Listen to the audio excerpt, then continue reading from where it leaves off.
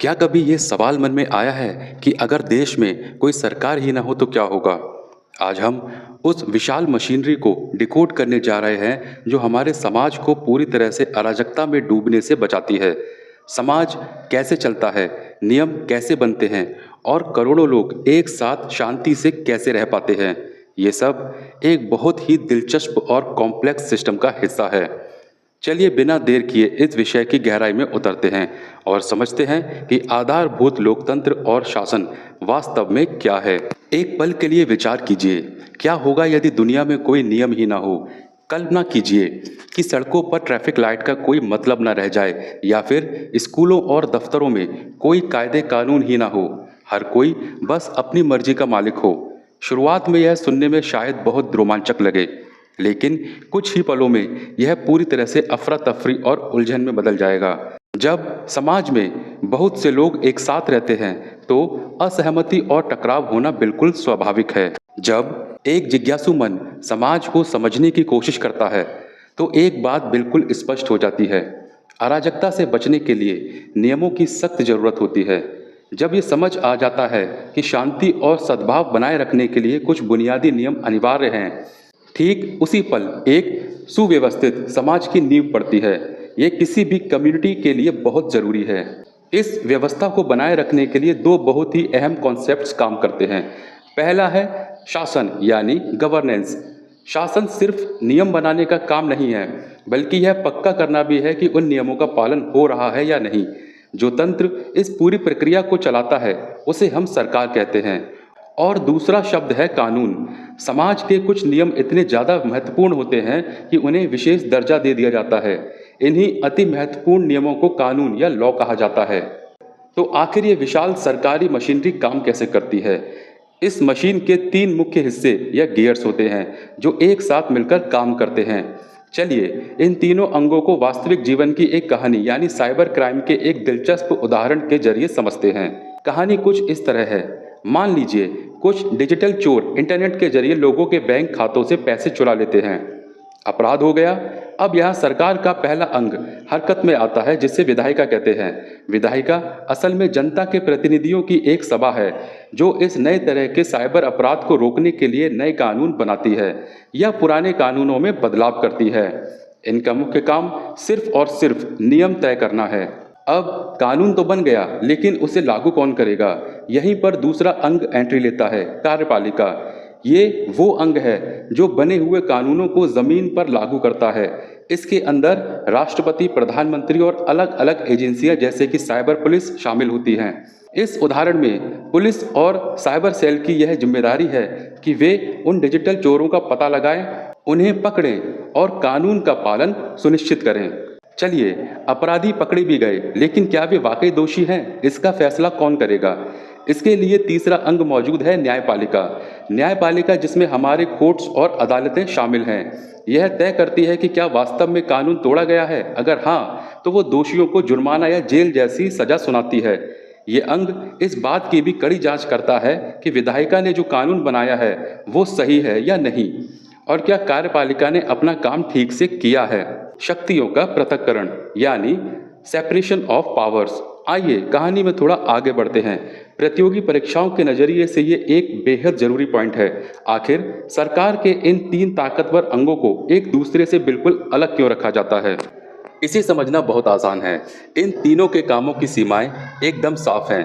विधायिका का काम है कानून बनाना, कार्यपालिका का काम है उन कानूनों को लागू करना, और न्यायपालिका का काम है उनका मूल्यांकन करना और सजा देना।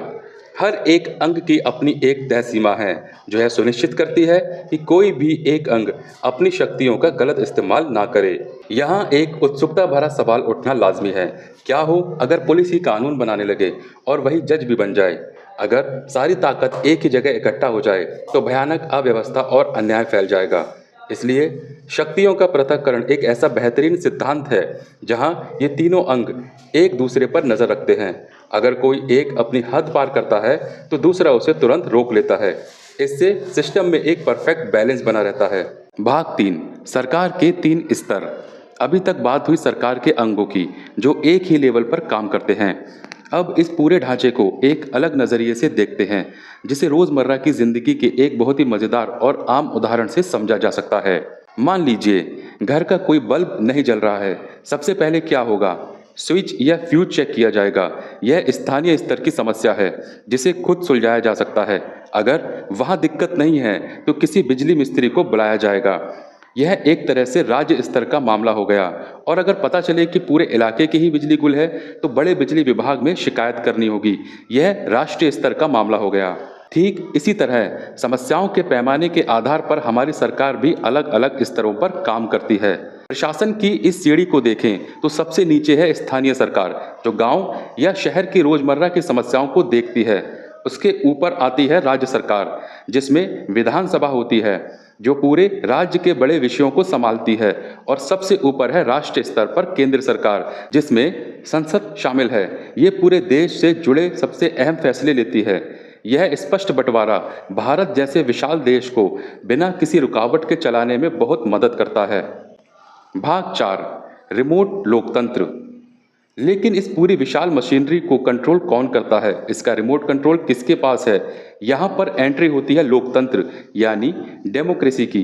ये वो ढांचा है जो यह पक्का करता है कि अंतिम शक्ति आम जनता के हाथों में ही रहे। यहाँ एक बहुत ही हैरान करने वाला फैक्ट सामने आता है। 97 करोड़।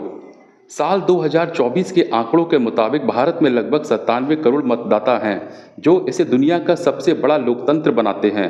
कानून के अनुसार 18 वर्ष से ऊपर के हर भारतीय नागरिक को वोट देने और सरकार के इस रिमोट कंट्रोल का इस्तेमाल करने का पूरा अधिकार है। इस कॉन्सेप्ट को एक क्लासरूम के उदाहरण से समझते हैं। अगर पूरी क्लास को प्रिंसिपल से कोई शिकायत करनी हो तो सारे 50 बच्चे एक साथ ऑफिस में नहीं जा सकते। इसके बजाय छात्र अपना क्लास मॉनिटर चुनते हैं, जो उनकी तरफ से बात करता है। ठीक इसी तरह प्रतिनिधि लोकतंत्र यानी रिप्रेजेंटेटिव डेमोक्रेसी काम करती है। करोड़ों लोग सीधे संसद में जाकर नहीं बैठते, बल्कि वोट देकर अपने सांसद या विधायक को चुनते हैं, जो उनकी आवाज बनते हैं। इसके उलट एक और तरीका है प्रत्यक्ष लोकतंत्र यानी डायरेक्ट डेमोक्रेसी। मान लीजिए क्लास को पिकनिक पर जाने के लिए 2 जगहों में से किसी एक को चुनना है। टीचर सीधे बच्चों से हाथ उठाने को कहते हैं।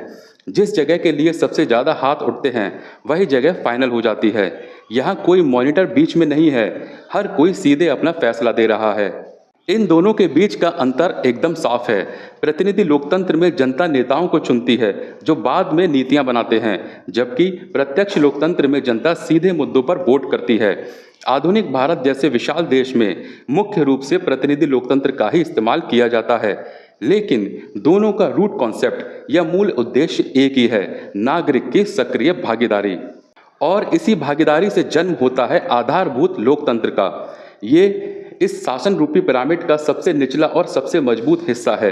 ये वो सिस्टम है जहां आम नागरिकों की आवाज़ उनके स्थानीय मुद्दों पर सुनी जाती है और उन्हें अपने समुदाय को बेहतर बनाने के लिए प्रोत्साहित किया जाता है।